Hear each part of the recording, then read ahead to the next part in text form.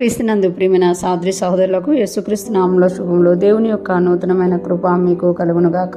ఈరోజు దేవుడు మనకిచ్చిన మాట మొదటి సమూయేలు గ్రంథము 1వ అధ్యాయం 17వ వచనం.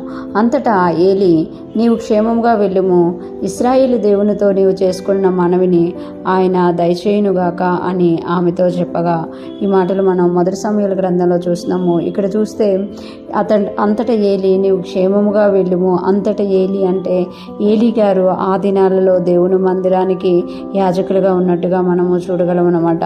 నీవు అనంటే హన్నా అన్నట్టుగా మనం చూడగలం.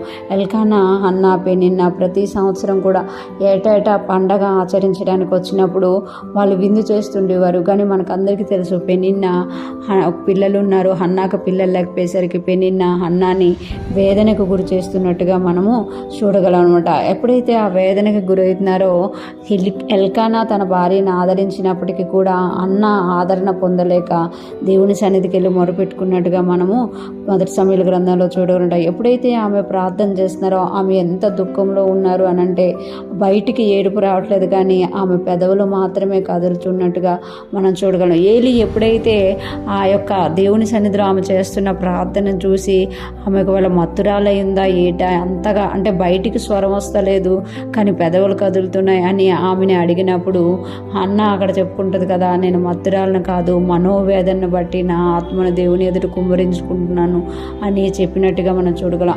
ఆ ప్రార్థనను చూసి ఇక్కడ ఏలీ గారు అంటున్నారు కదా, అంతటి ఏలీ, నీవు క్షేమముగా వెళ్ళుము అంటున్నారు. అంటే ఆయన ఒక దైవజనుడుగా, ఒక యాజకుడుగా ఆ దినాలలో ఉన్నారు కాబట్టి ఆయన అక్కడ చూసిన దాన్ని బట్టి దేవునికి సన్నిధిలో ఆయన అంటున్నారు కదా, నువ్వు క్షేమముగా వెళ్ళు, ఈ సంవత్సరం నువ్వు క్షేమముగా వెళ్ళు, ఈ నెల నువ్వు క్షేమముగా వెళ్ళుము అని చెప్తున్నమాట.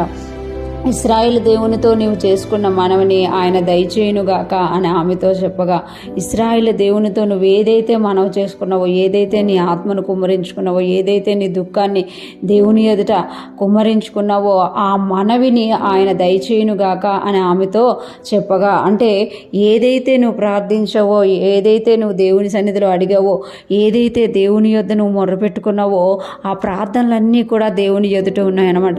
వాటన్నిటికీ జవాబుగా ఇక్కడ ఏలీ గారు అంటున్నారు కదా, ఆ మనవి దయచేయునుగాక అని చెప్తున్నమాట. అంటే దేవుడు నీకు ఇస్తారు, నువ్వు ఏది మొరపెట్టుకున్నావో అది ఇస్తారు అని దేవుడు తెలియజేస్తున్నారు అని ఏలీ గారు హన్నాతో చెప్పినట్టుగా మనం చూడగలం.